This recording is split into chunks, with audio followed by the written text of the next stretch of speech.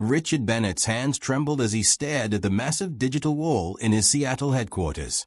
The encrypted code sprawled across 12 screens, a maze of numbers, symbols, and patterns that had defeated every brilliant mind he could afford to hire. 6 months had passed since his father's death. 6 months since the reading of the will that changed everything.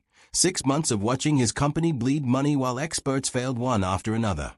The final cryptographer, a woman from MIT with 3 PhDs, packed her briefcase with defeated shoulders. She was number 5,000. 5,000 experts, and not one could crack the code that stood between Richard and his father's fortune. More importantly, not one could unlock whatever message his father had deemed so critical that he encrypted his entire estate behind this digital fortress. "I'm sorry, Mr. Bennett," she said quietly. "I've never seen anything like this. It's as if the code changes based on who's trying to solve it. The patterns shift, the logic breaks down. It's almost like it's alive." Richard nodded, too exhausted to respond. His company, Bennett Technologies, had supported his family for 3 generations. Now, without access to his father's assets, creditors circled like sharks. His employees, good people with families depending on steady paychecks, faced an uncertain future. The weight of their trust pressed down on his shoulders until he thought he might collapse. The cryptographer left. The office fell silent except for the soft hum of computers. Richard slumped in his chair, staring at the code that mocked him with its complexity. Everything his father built, everything 3 generations of Bennetts had worked toward, would crumble because Richard could not solve one puzzle. A soft knock interrupted his despair. The door opened, and a woman in a simple blue janitorial uniform entered, pushing a cleaning cart. She glanced at Richard with kind eyes that held no judgment, only gentle concern. "Sorry to disturb you, Mr. Bennett," she said. "I can come back later if you need privacy." "No, please," Richard gestured vaguely. "Go ahead. I'll be leaving soon anyway. There's nothing left to do here." The janitor, whose name tag read Grace, began her routine with quiet efficiency. She emptied trash bins, wiped down surfaces, and moved methodically through the space. Richard barely noticed her presence until he heard her voice, soft and hesitant. "That's beautiful," Grace said, looking at the code wall. Richard laughed, a bitter sound. "Beautiful. That code has destroyed my life." Grace stepped closer, her eyes tracking across the patterns. "My father used to make codes like this. Puzzles for me when I was little. He said the most complex problems often had the simplest solutions if you looked with the right eyes." Something in her voice made Richard sit up straighter. "Your father was a cryptographer." "A mathematician," Grace replied. "He taught at the university before he got sick. That was a long time ago."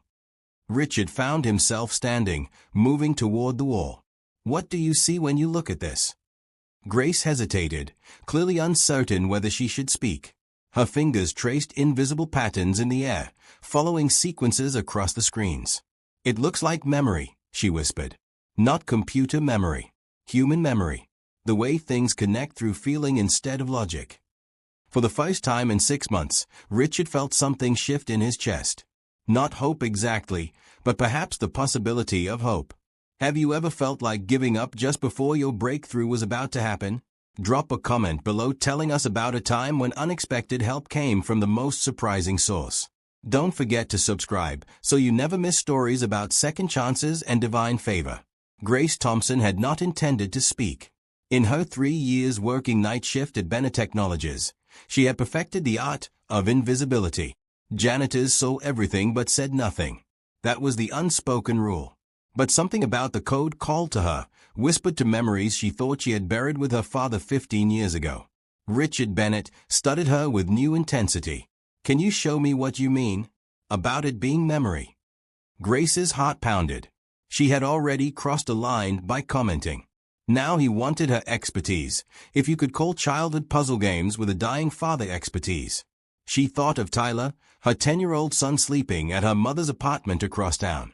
She thought of her 3 jobs, her mounting bills, her car that needed repairs she could not afford.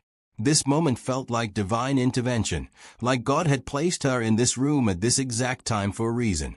"I shouldn't," Grace said softly. "I'm just the cleaning lady." "And I'm just a desperate man who's watched 5,000 geniuses fail," Richard replied. Please. If you see something, anything, I need to know.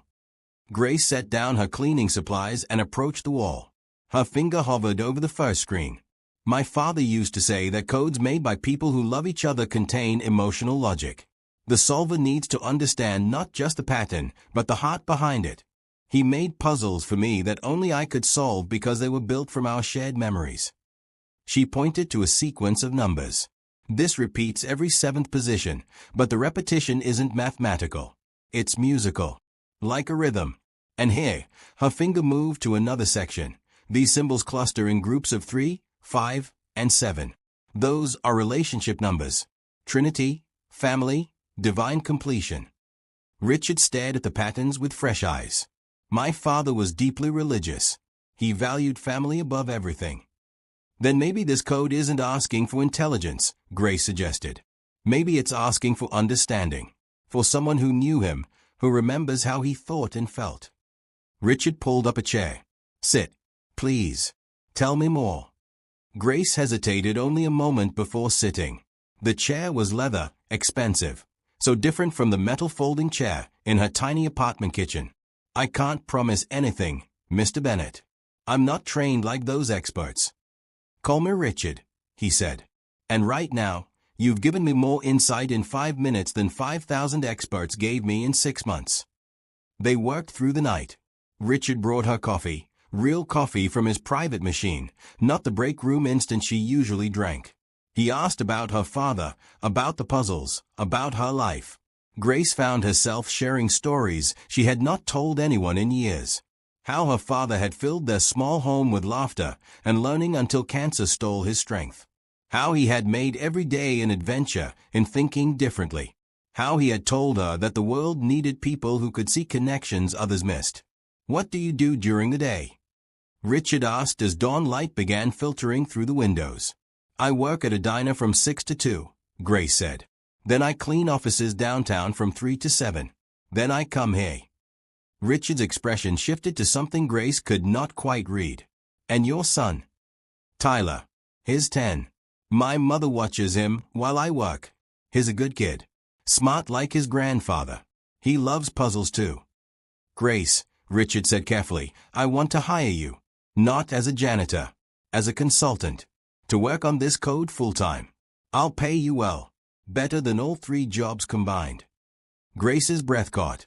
This was too much, too fast. But she thought of Tyler's worn shoes, of the school field trip he could not afford, of the tiny apartment with its leaking ceiling. She thought of her father's voice telling her that opportunities came disguised as impossibilities. Yes, she said simply. Thank you. I accept.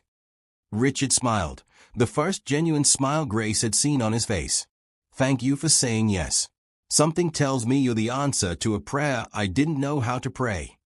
The next morning, Grace walked into Bennett Technologies through the front entrance instead of the service entrance. She wore her best outfit, a simple green dress she had bought from a thrift store 3 years ago for her cousin's wedding. Security called up to Richard's office for clearance.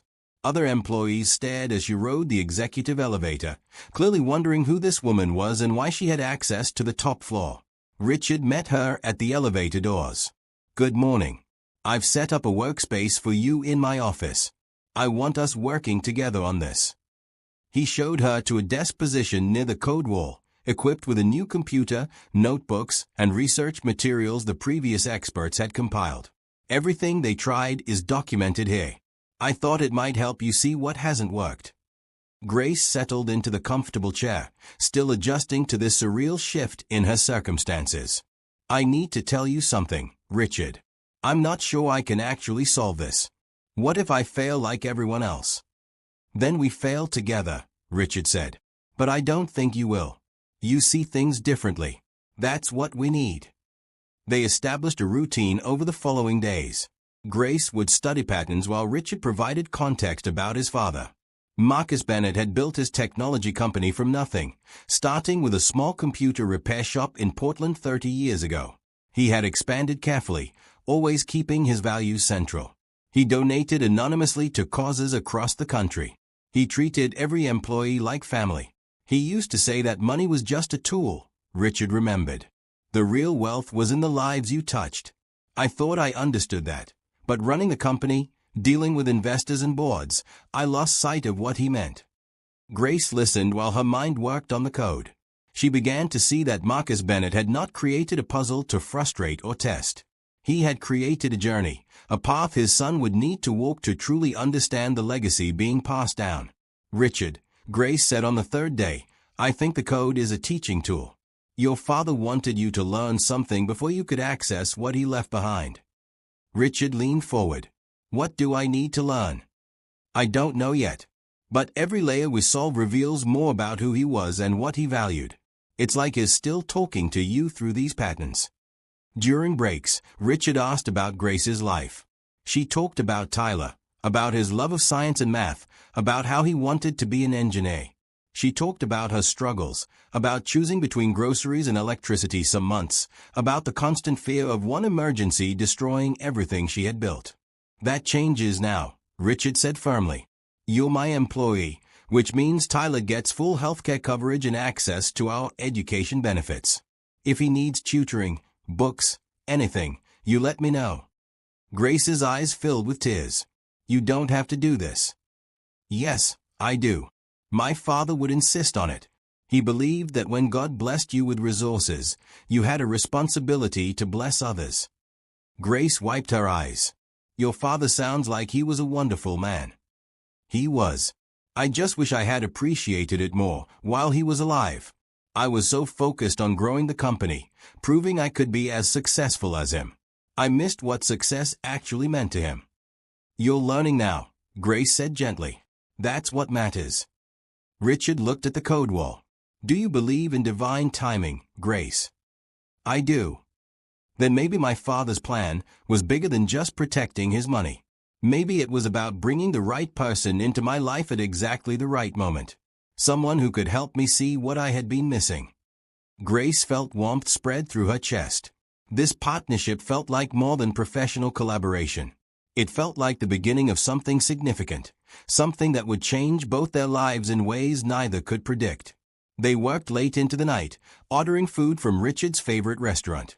He insisted on sending meals home for Tyler and Grace's mother too.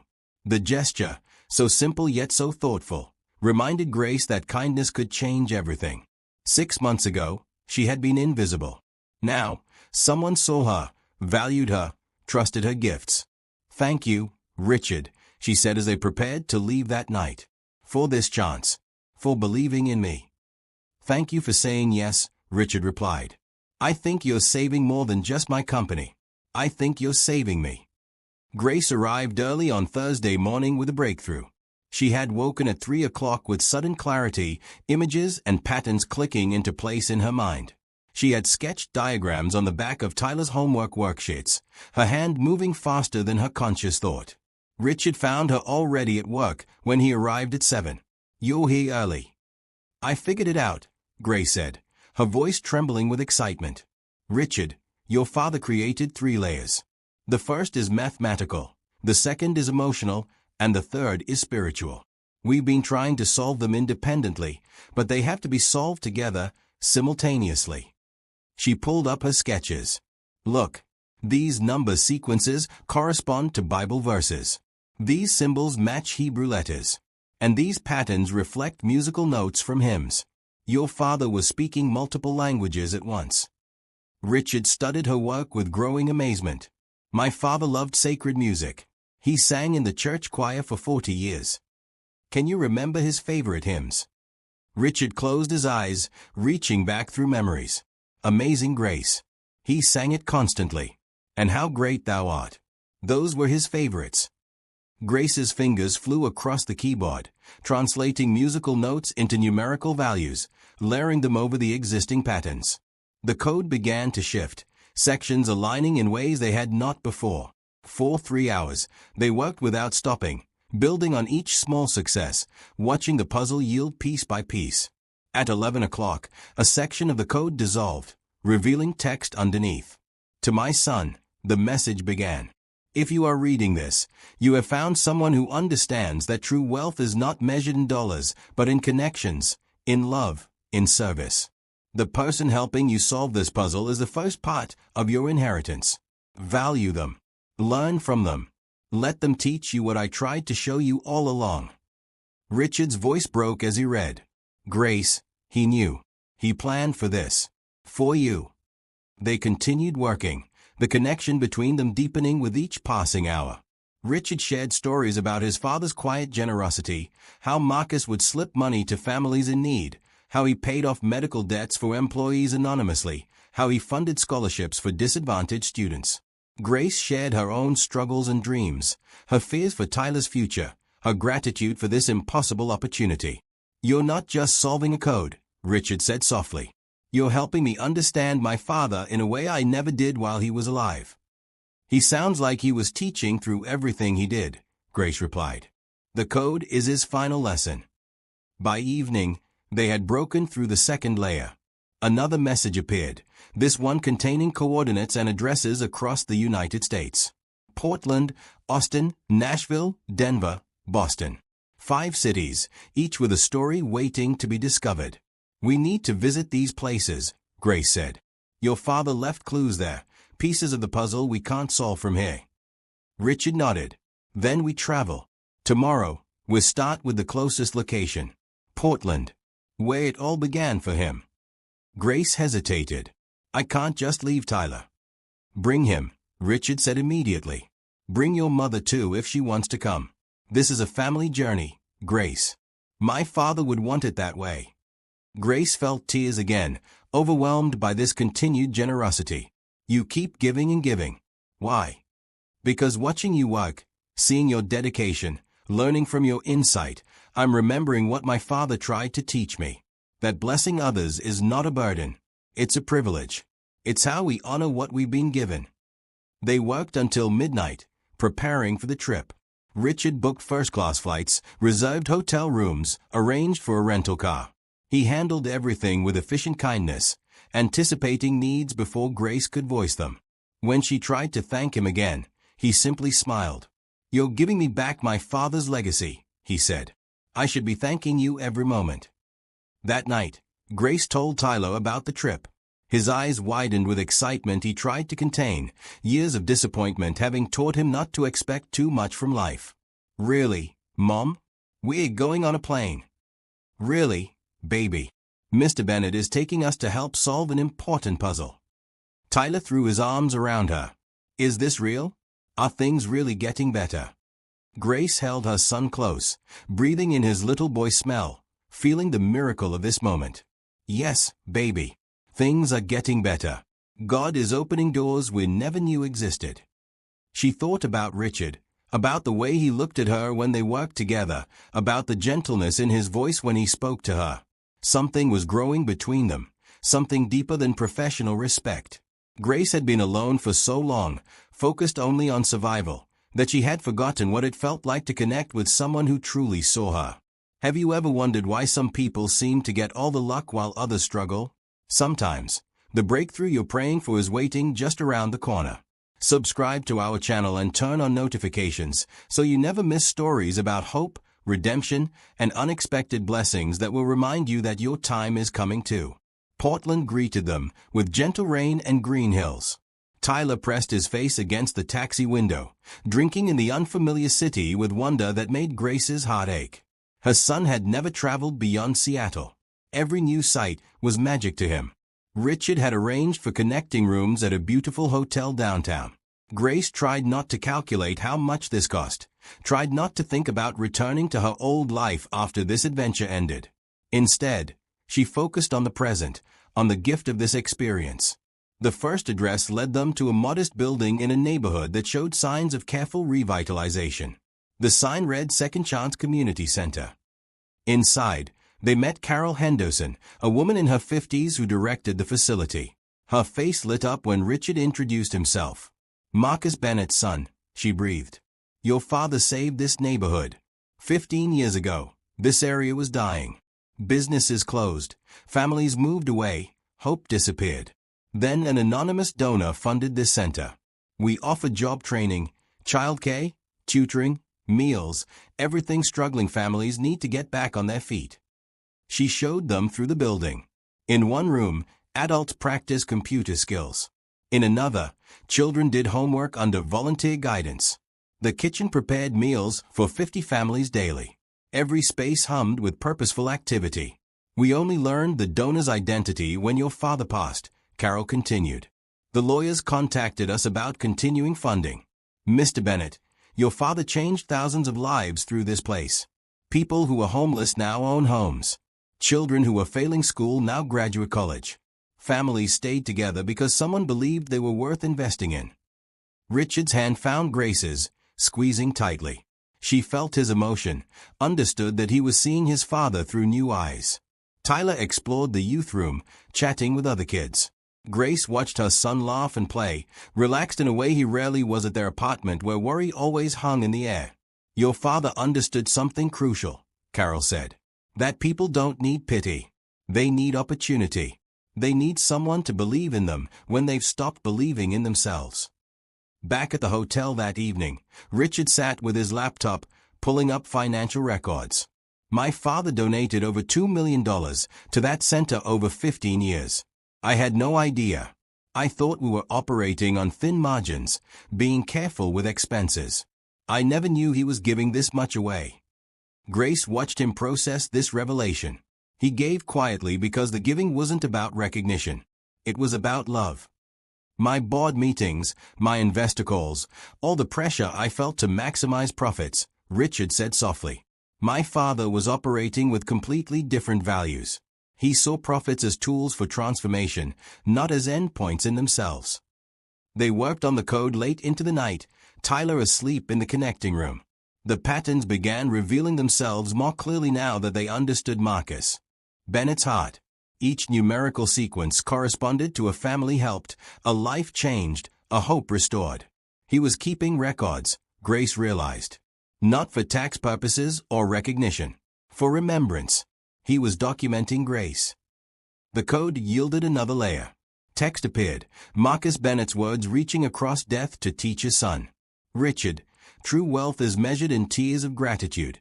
In children who eat dinner because someone cared, in families who stay together because a stranger showed kindness. I built a profitable company not for its own sake, but to fund the work that matters. I hid this from you because I needed you to discover it yourself, to understand not through my words but through witnessing the fruit of generosity. Richard read the message 3 times, his face working through emotions. Grace, I've been living wrong. Focused on the wrong things. Chasing success while missing the point of having success. You're learning now, Grace said, her hand covering his. That's what your father wanted. Their eyes met, held. In that moment, Grace felt something shift between them. Recognition. Connection. The beginning of something that went beyond solving codes or business partnerships. Grace, Richard said softly, I'm so grateful you walked into my office that night. Not just because you're helping me solve the code. Because you're helping me become the person my father hoped I would be. Grace felt her heart rate increase. You're already that person, Richard. You just needed to remember. He reached out, tucking a strand of hair behind her ear. The gesture was tender, intimate. Stay with me through this journey. Not just as my consultant. As my partner. Help me build what my father envisioned. Yes, Grace whispered. I'll stay. They worked until dawn, fueled by coffee and a growing sense of purpose. The code continued revealing addresses, each location another piece of Marcus Bennett's hidden legacy. Austin, Nashville, Denver, Boston. Each city held stories of transformation, of lives rebuilt through strategic generosity. As morning light filled the room, Tyler woke and joined them. Richard pulled up videos from the community center, showing Tyler the youth programs. Mom, Tyler said, watching kids his age learning robotics. Can I come back here sometime? To learn this stuff? Yes, baby, Grace said, looking at Richard who nodded. Yes, you can. The next 4 days blurred into a revelation tour. They flew to Austin, where Marcus Bennett had funded a homeless shelter that now housed and employed 80 people. They visited Nashville, where his donations had saved a free medical clinic serving thousands. In Denver, they toured a job training facility that specialized in helping formerly incarcerated people rebuild their lives. Boston held a scholarship program that had sent over 200 students to college. At each location, they met people whose lives had been transformed. Single mothers like Grace who had been given chances. Children like Tyler who had been shown that their circumstances did not define their potential. Families who had been saved from despair by someone who believed in redemption. Richard documented everything, his perspective shifting with each conversation. Grace watched him transform from a stressed CEO into a man discovering his purpose. In Austin, at the homeless shelter Marcus Bennett had funded, Richard and Grace met James Mitchell, a man in his 40s who now managed the facility. "I lived on the streets for 3 years," James told them, his voice steady with the confidence of someone who had walked through fire and survived. "Addiction took everything from me. My family, my job, my dignity. I was ready to die when I stumbled into this place 6 years ago." He showed them the shelter's operation. Clean beds, showers, a commercial kitchen, counseling rooms, and most importantly, a job training center where residents learned marketable skills. "The shelter didn't just give me a bed," James continued. "It gave me purpose. I learned computer repair here. Started working part-time, then full-time. Got my own apartment. Reconnected with my daughter. 2 years ago, when the previous manager retired, they offered me the position. Me, a guy who once drank his way through every opportunity, now helping others find their way back." Tyler listened intently, his young face serious. Grace could see him processing this information, understanding that people could change, that circumstances were not permanent. "Your grandfather believed in second chances," Richard told Tyler. "He believed every person deserved dignity and opportunity." At the food bank connected to the shelter, volunteers packed boxes for family distribution. An older woman named Patricia recognized Richard from photos she had seen when Marcus died. "Your father visited us once," Patricia said. "This was maybe 8 years ago. He didn't announce himself, just came through on a regular volunteer day. He packed boxes alongside everyone else for 3 hours. Afterward, he asked me, the director then, what we needed most. I told him we struggled to provide fresh produce, that our families mostly got canned goods. 2 weeks later, a refrigerated truck started delivering fresh fruits and vegetables twice a week. It still comes today. Your father set up an endowment to fund it forever." Richard's eyes were wet. "I didn't know he did things like that. He never mentioned these visits." "He made me promise not to tell anyone," Patricia said. "He said that charity done for recognition wasn't charity at all. It was just ego with a tax deduction." They spent 3 hours at the shelter, Richard speaking with residents, hearing their stories. Grace watched him soak in these testimonies, watched his understanding deepen. When they finally left, he was quiet in the taxi back to their hotel. That evening, Tyler fell asleep early, exhausted from the day's emotional weight. Richard and Grace sat on the balcony of his hotel room, looking out at the Austin skyline.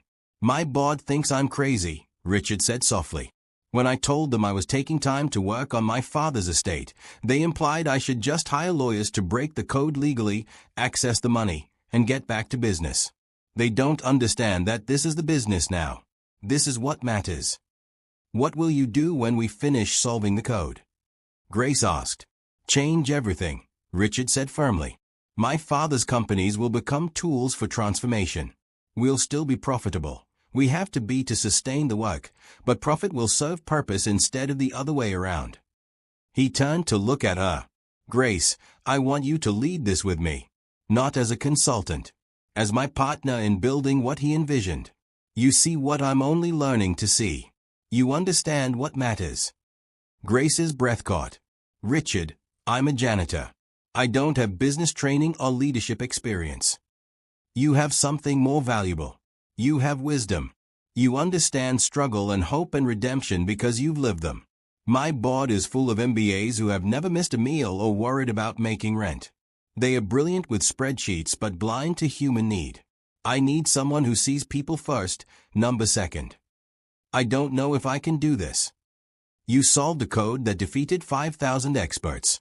You're already doing the impossible." He reached for her hand. "I'm not just offering you a job, Grace. I'm offering you a partnership in something meaningful. Help me build what my father dreamed." Grace looked at their joined hands, feeling the warmth of his skin, the strength of his grip. "Yes," she said. "I'll help you build it." They sat in comfortable silence, watching the city lights below. Grace thought about James, about Patricia, about all the people they had met whose lives proved that kindness multiplied through time and across communities. "Your father created a legacy that will outlive all of us," Grace said. "These programs, these people, they'll keep paying it forward." Richard nodded. "That's what I want to build. Not wealth that sits in banks, but wealth that flows through communities like water, giving life wherever it goes." The next morning, they flew to Nashville. The pattern continued. Each city revealed more of Marcus Bennett's hidden work. In Nashville, a music therapy program for traumatized children. In Denver, a community college scholarship fund. In Boston, an after-school program in an underserved neighborhood. At every location, Richard grew quieter, more contemplative. Grace could see him measuring his previous life against the life his father had lived, finding his own choices wanting. But she also saw hope building in him, excitement about the possibility of aligning his resources with genuine purpose. In Boston, their last stop, they met Anna Rodriguez, a college senior studying engineering, a scholarship recipient. "Mr. Bennett's father changed my family's trajectory," Anna said. "I'm the first person in my family to attend college. My parents are immigrants who work in restaurants. They are amazing people, but they couldn't afford to send me to school. Without this scholarship, I would be working retail, not studying robotics. But because someone I never met believed in students like me, I'll graduate debt-free. I'll be an engineer. I'll support my family and help my younger siblings attend college too." One act of generosity created a ripple that will affect generations. Tyler, who had been quiet during most of their visits, spoke up. "That's what my mom does. She works hard so I can have a better life than she had." Anna smiled at Grace. "Your mom is a hero. My parents are heroes. Mr. Bennett's father was a hero. Heroes come in all forms, doing hard things so others can have easier paths." Richard put his hand on Tyler's shoulder. "Your mom is extraordinary. I hope you know how lucky you are." "I do," Tyler said solemnly. "She's the best mom in the world." Grace felt tears sting her eyes. This journey had given Tyler more than travel experience. It had shown him that struggle did not equal failure, that perseverance mattered, that generosity created lasting change. That night, back at their Boston hotel, Richard and Grace finally cracked the last layer of the code. The screen dissolved, revealing Marcus Bennett's final message and access to his complete financial records. The final message filled the screen, Marcus Bennett's last words to his son glowing in white text against a dark background. "My dear Richard, if you have reached this point, you have completed the journey I designed for you. You have seen what I spent decades building quietly. You understand now that our wealth is not ours to hoard but ours to steward. The money you now have access to is substantial, more than I let you know while I was alive. I hid it not from greed, but from fear that easy access would corrupt your understanding of its purpose." Richard read slowly, Grace standing beside him, her hand on his shoulder. "The accounts you now control contain $375 million. This includes liquid assets, investments, and property holdings. I could have spent this money on luxuries. I could have retired to some island paradise. Instead, I invested it in human potential, in community transformation, in proving that capitalism guided by compassion can change the world." Grace gasped at the amount. Richard's hand trembled on the mouse. The message continued.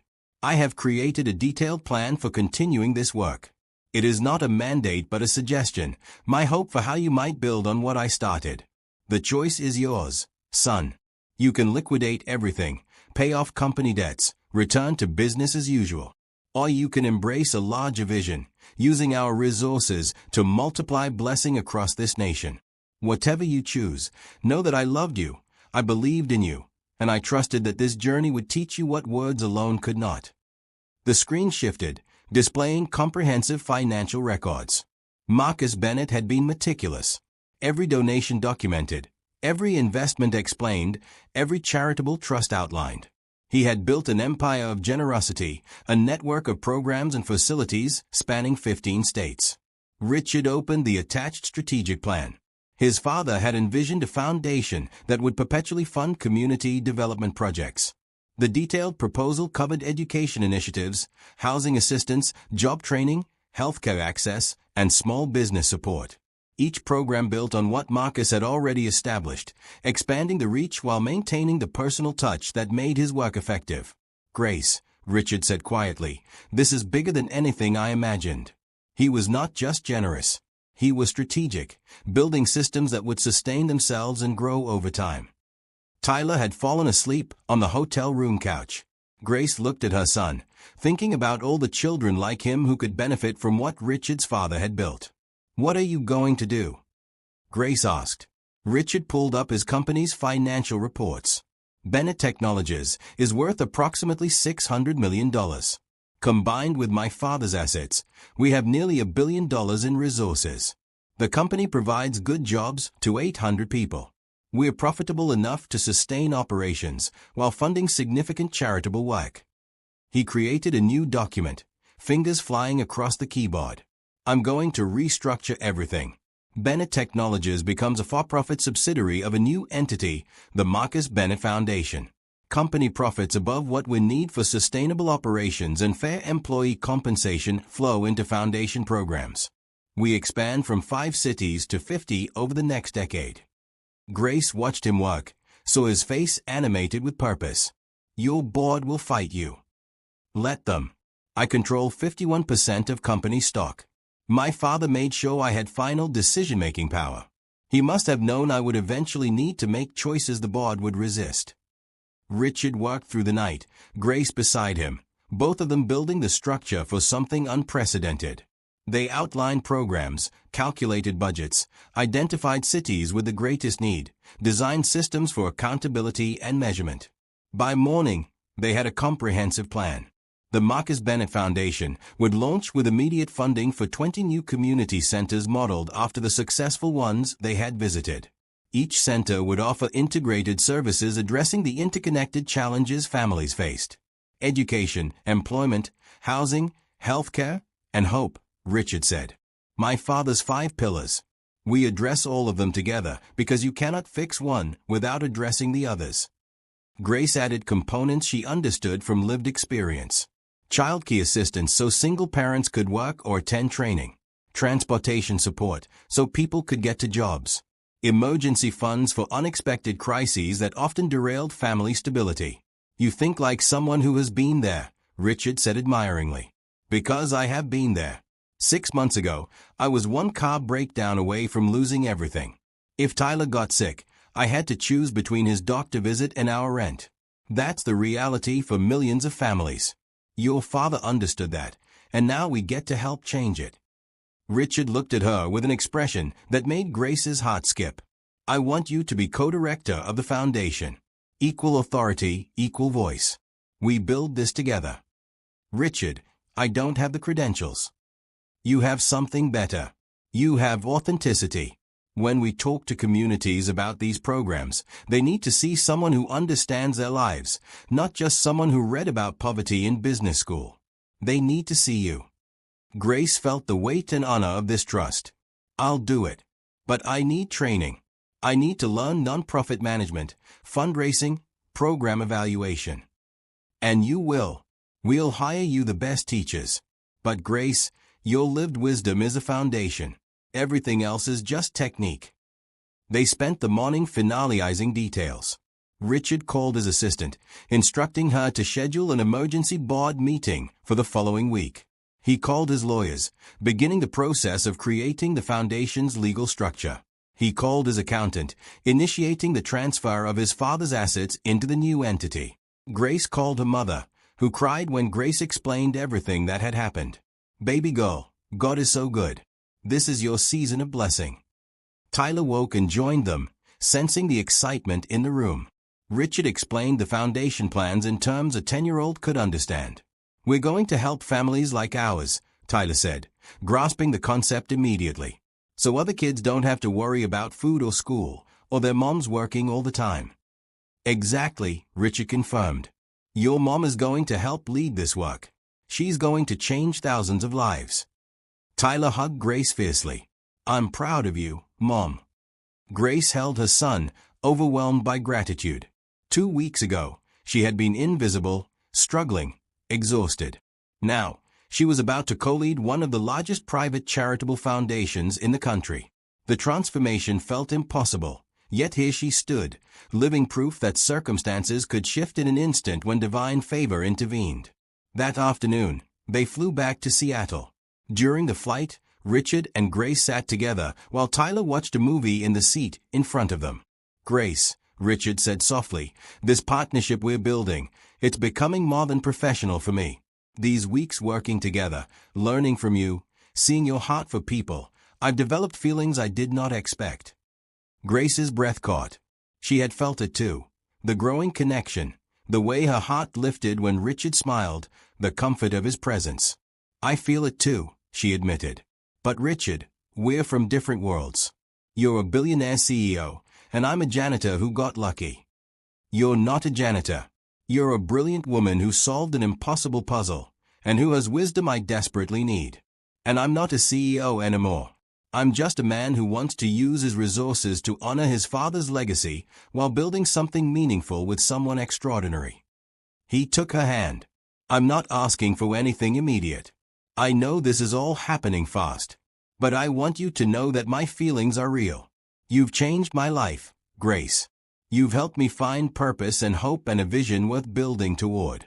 And somewhere in that process, I fell in love with you." Grace felt tears spill down her cheeks. "I love you too. I think I started falling for you that first night, watching you care so much about solving that code, seeing your heart even in your desperation." Richard leaned forward and kissed her gently. It was a kiss full of promise, of possibility, of a future neither had imagined weeks ago. When they pulled apart, Grace was smiling. "This is crazy. This whole thing is crazy." "The best things usually are," Richard replied. The board meeting the following Tuesday was tense from the moment Richard presented his plan.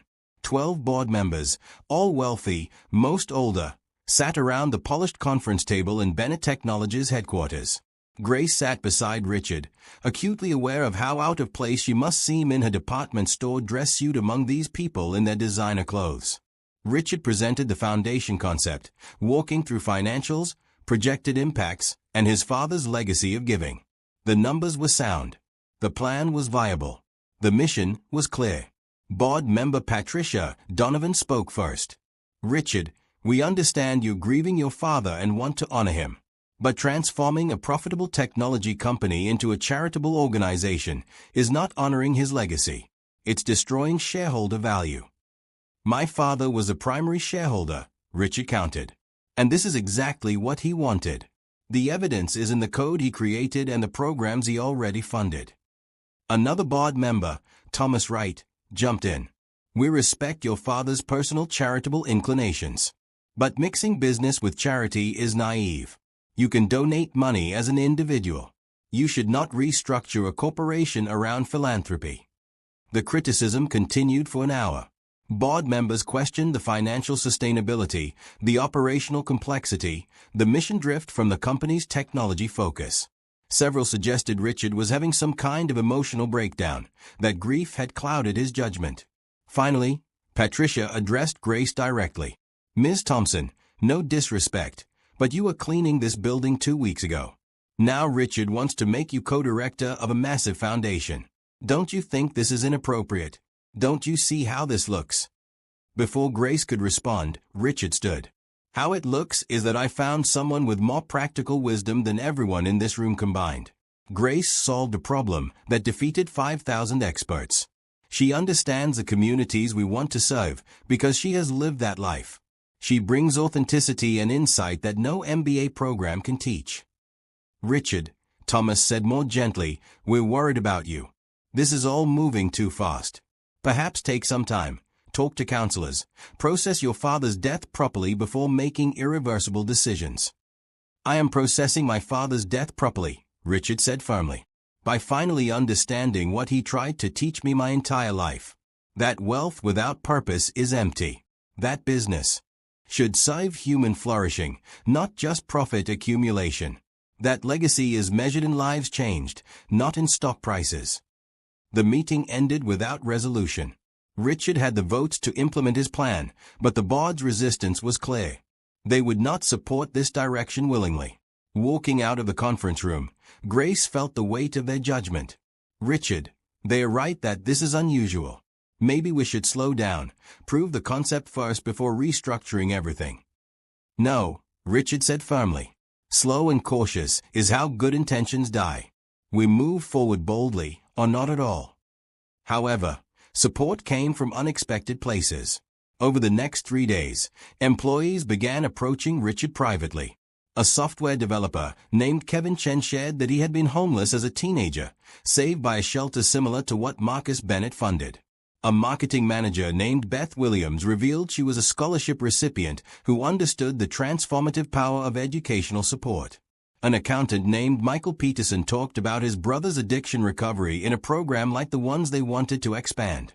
Mr. Bennett, Kevin said, most of us regular employees support what you're doing.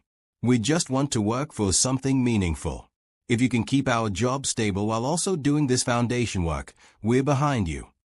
Richard organized a company-wide meeting. He presented the foundation plan to all 800 employees, explaining how it would work, answering questions, addressing concerns about job security. I promise you, Richard told them, that this foundation will strengthen our company, not weaken it. We will be profitable because we have to be to sustain our mission. Your jobs are secure.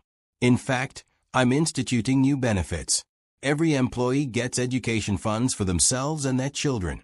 Every employee gets increased healthcare coverage. Every employee who wants to volunteer with foundation programs gets paid time to do so. The room erupted in applause.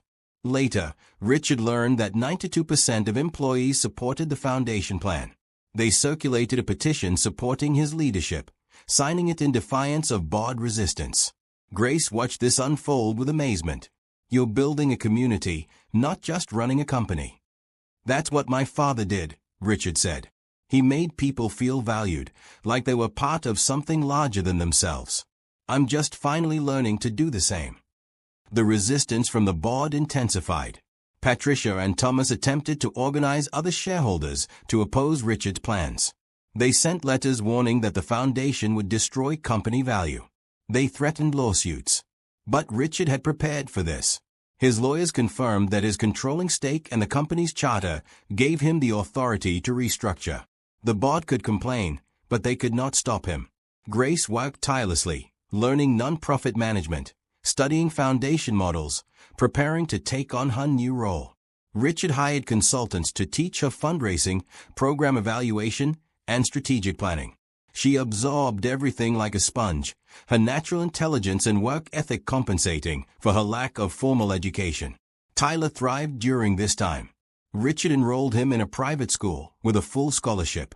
The boy flourished with access to better teachers, updated materials, and enrichment programs. Grace watched her son transform, his confidence growing as his world expanded. Mom, Tyler said one evening, Mr. Richard asked if he could take me to a Mariners game this weekend. Is that okay? Grace smiled. Of course, baby. Mr. Richard cares about you. Do you think, Tyler asked hesitantly, that Mr. Richard might become part of our family someday? Grace's heart swelled. Maybe, baby. Would you like that? Yeah, Tyler said simply. He's really nice. And he makes you smile a lot. A month after the initial board meeting, Richard called for a vote.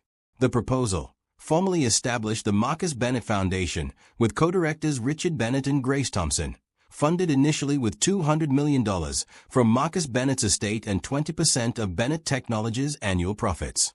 The vote was 8-4 in favor. Patricia and Thomas voted against, along with 2 others. But the majority supported Richard's vision, moved by employee enthusiasm and the detailed planning that proved the concept's viability. After the vote, Richard stood before the board. Thank you to those who supported this. To those who opposed it, I respect your concerns but ask you to watch what we build before judging its value. My father spent decades proving that business and blessing can coexist. We will continue his proof. That evening, Richard, Grace, and Tyler celebrated with dinner at Richard's favorite restaurant. Grace wore a new blue dress Richard had insisted on buying her. Tyler wore his first suit. They looked like a family. To new beginnings, Richard toasted. To honoring legacy. To building something that matters. To unexpected blessings, Grace added. To the night a janitor walked into an office and found her future. To my mom being amazing, Tyler contributed, making them all laugh.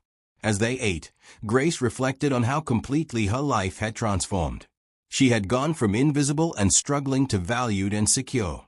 She had found purpose, partnership, and love. But more than her personal transformation, she had found a mission worth giving her life to, a chance to multiply the blessings she had received across communities that desperately needed hope. Richard reached for her hand under the table, squeezing gently. Grace squeezed back, feeling grateful beyond words for this impossible journey, for this man who saw her value, for this opportunity to help change the world. 6 months later, the Marcus Bennett Foundation officially launched with a gala event at the Seattle Convention Center. 800 guests filled the hall, a mix of community leaders, potential donors, foundation staff, and families from the programs Marcus Bennett had already established. Grace stood backstage, adjusting her green evening gown, nervous about the speech she was about to give. Richard appeared beside her, looking confident in his tailored suit. "You're going to be wonderful," he said, taking her hand. "I'm a janitor speaking to philanthropists. They are going to see right through me. You're a foundation co-director speaking from experience those philanthropists lack. They need to hear your voice. Trust me." The event opened with a video montage showing the programs Marcus Bennett had funded. James from the Austin Shelter spoke. Patricia from the food bank shared statistics. Anna, the engineering student from Boston, talked about how the scholarship changed her trajectory. One by one, real people testified to the impact of strategic generosity.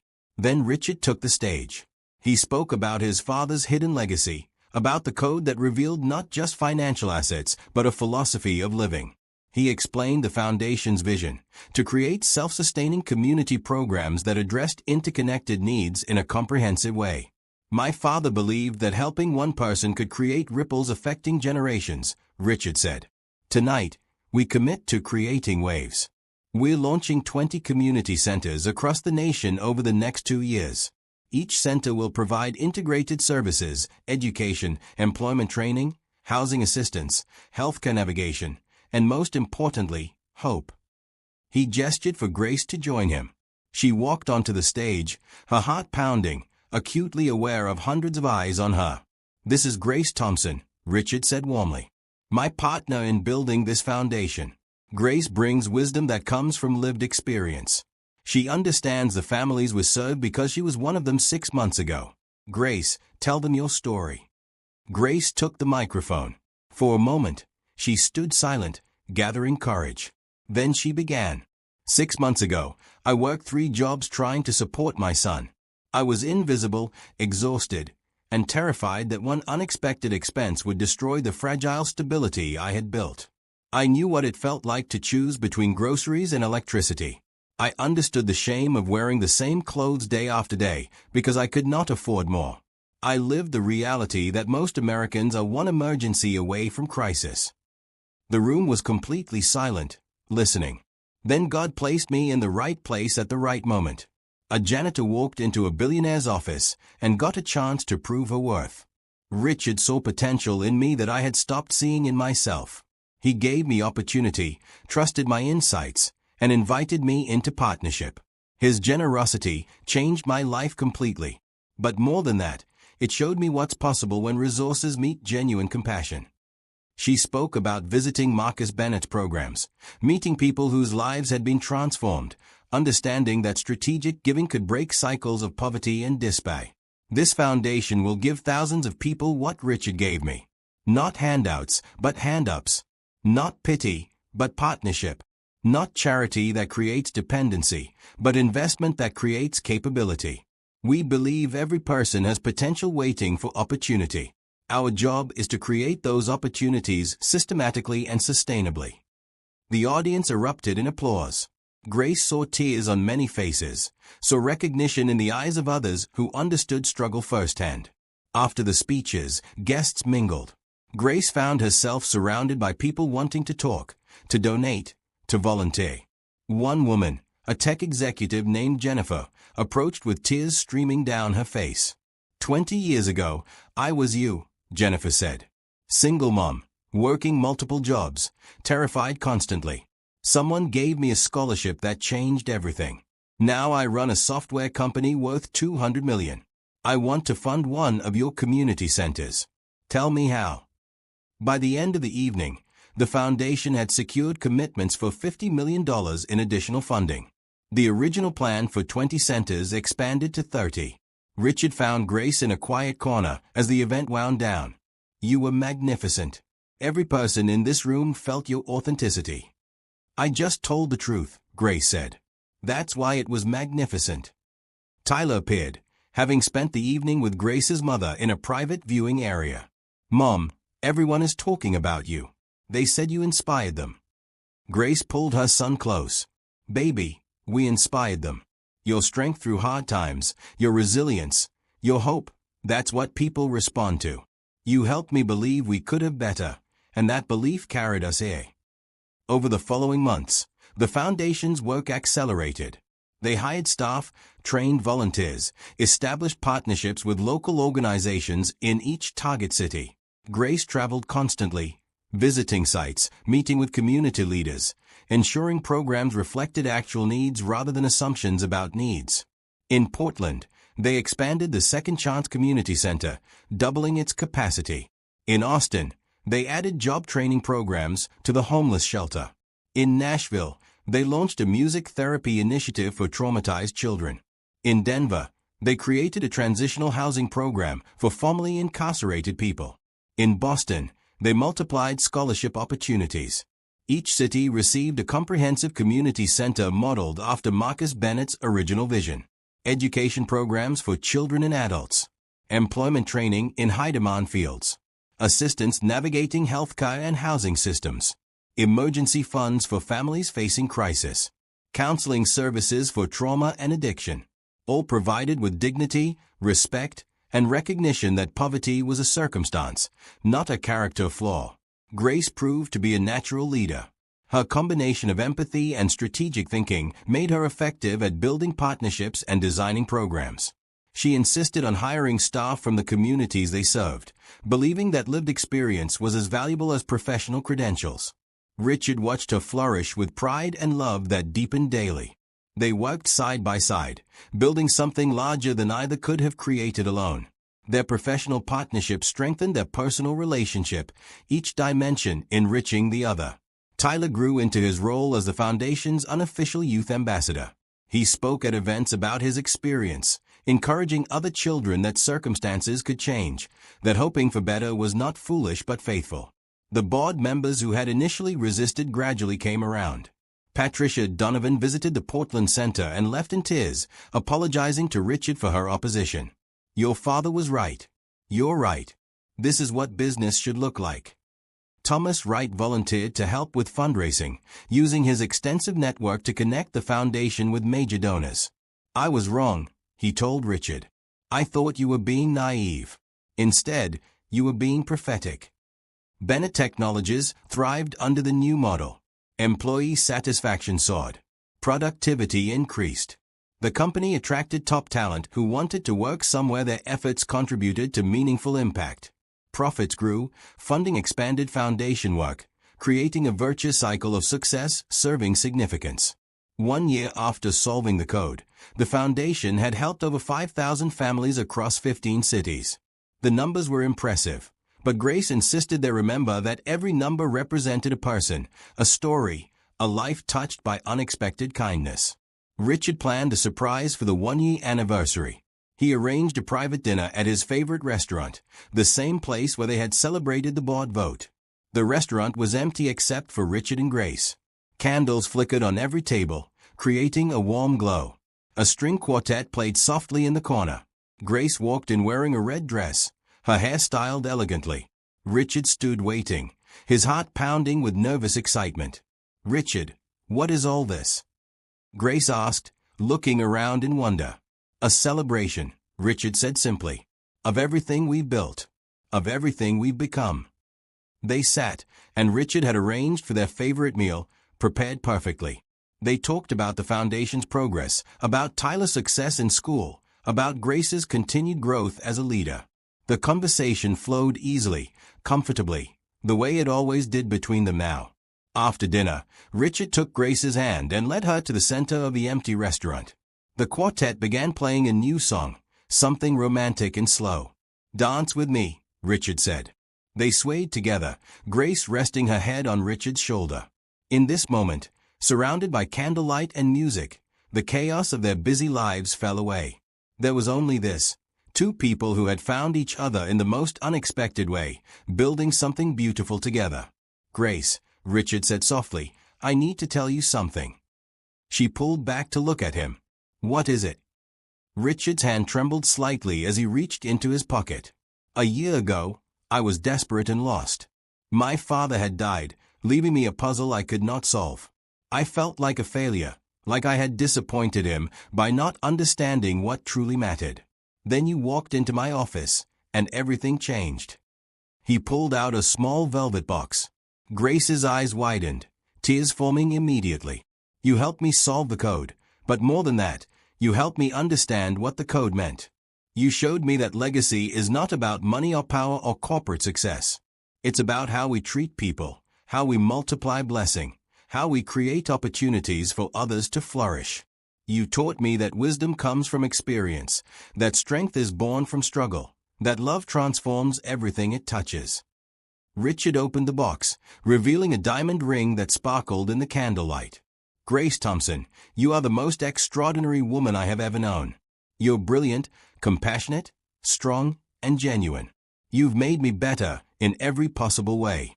I love you completely. I want to spend my life building God's kingdom with you, loving you, partnering with you in everything that matters. Will you marry me?" Grace's tears fell freely now. "Yes. Yes, Richard, I will marry you." A shared future. The quartet played on, the candles burned bright, and in this perfect moment, two lives that had been separate became one. 3 months later, they married in a ceremony at the Portland Community Center, surrounded by family, friends, employees, and people whose lives the foundation had touched. James, who managed the Austin shelter, officiated. Carol from the original Portland Center read scripture. Anna, the Boston scholarship student, sang a beautiful song she had written for the occasion. Tyler served as ring bearer, beaming with pride. Grace's mother sobbed happy tears. Richard's small family, a few cousins and an aunt, celebrated enthusiastically. But the real magic was in the diverse crowd of hundreds who filled the center, representing the community they had built together. "I never imagined my wedding would look like this," Grace whispered to Richard as they waited to process in. "So many people, all connected by your father's vision." "Our vision now," Richard corrected. "We're building this together." The ceremony was simple but meaningful. They exchanged vows they had written themselves, promising to honor God, love each other, and continue multiplying blessing in the world. When James pronounced, he slipped the ring onto her finger, and they kissed, sealing this promise, this commitment to add them husband and wife. The crowd erupted in celebration. At the reception, people took turns sharing stories. Kevin, the formerly homeless software developer, talked about how the foundation had given him a sense of purpose beyond writing code. Beth, the marketing manager, shared that she was now mentoring scholarship students like Anna. Michael's brother, recovered from addiction, spoke about working as a counselor at one of the foundation's programs. "Richard and Grace have shown us that business can be a force for good," James said during his toast. "That wealth is a tool for transformation. That everyone deserves dignity, opportunity, and hope. They've proven that love conquers cynicism, that generosity multiplies exponentially, and that God's favor rests on those who bless others." Richard and Grace danced their first dance as husband and wife to the same song from the proposal night. Tyler joined them midway through, creating a family moment that captured everything they were building together. Later, as guests mingled and celebrated, Grace found a quiet moment with her mother. "Mama, can you believe this is my life?" Her mother smiled through tears. "Baby girl, I always believed God had something special for you. You just had to wait for His timing. Look at what He's done. You went from cleaning floors to changing lives. From struggling alone to building a family with a man who cherishes you. From invisible to influential. That's what faith looks like, honey. That's what happens when you stay faithful through the hard seasons. The foundation continued expanding. By their second anniversary, they had established programs in 40 cities, helped 20,000 families, provided scholarships to 500 students, and created job opportunities for 2,000 people. The work was challenging, but deeply fulfilling. Grace discovered she was pregnant on their third anniversary. They wept together, holding each other, marveling at this unexpected blessing. Tyler, now 13, was thrilled at the prospect of being a big brother. "Mom," he said, "this baby will never know what it was like when we struggled. That's weird but also really cool. You remember those hard times, baby. Remember them because they teach you compassion. They help you understand why our work matters. Never forget where we came from." The baby, a daughter they named Hope, arrived healthy and perfect. Richard held his daughter with tears streaming down his face, overwhelmed by the fullness of his life. From desperation to joy, from isolation to family, from success without meaning to purpose overflowing, the journey had transformed him completely. Marcus Bennett's code had not just unlocked financial assets. It had unlocked Richard's heart, teaching him what his father had known all along, that true wealth is measured in relationships, in lives touched, in hope restored, in love multiplied across communities and generations. 5 years after solving the code, the Marcus Bennett Foundation had become one of the most effective charitable organizations in America. They had helped over 100,000 families, established programs in 75 cities, and inspired dozens of other businesses to adopt similar models of profit-serving purpose. Richard and Grace stood together at a foundation event, watching videos of families whose lives had been transformed. A single mother getting her nursing degree. A formerly incarcerated man opening his own business. Children thriving in after-school programs. Families moving from shelters into stable housing. Scholarships creating first-generation college students. Jobs providing dignity and security. "Your father would be proud," Grace whispered to Richard. "Our father now," Richard replied. "You're part of this family. Part of this legacy. We're building what he dreamed, but we're building it together, making it bigger and better than he could have imagined." They held hands, watching Tyler laugh with hope, seeing their blended family thriving. Grace thought back to that night 5 years ago when she had walked into Richard's office to clean, never imagining she would walk out with her destiny. She thought about divine timing, about how God had orchestrated every detail to bring her to the right place at exactly the right moment. Richard pulled her close. "I love you, Grace Bennett. You changed my life." "You changed mine," Grace replied.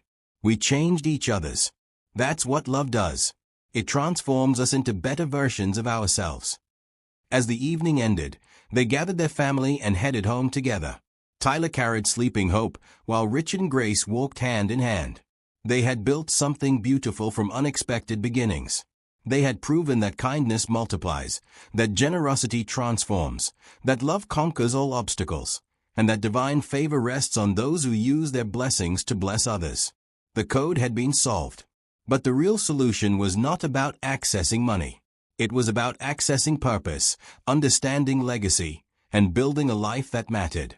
Richard's father had known that true wealth is measured in the tears of gratitude from those you help, in the hope you restore to the hopeless, in the opportunities you create for those the world overlooked. Grace and Richard had learned these lessons well, and they would spend the rest of their lives teaching them to others, multiplying blessing across communities, changing the world one act of kindness at a time, proving that the greatest code to crack is not mathematical or digital but human, the code of love, compassion, an unwavering belief that every person deserves dignity, opportunity, and hope.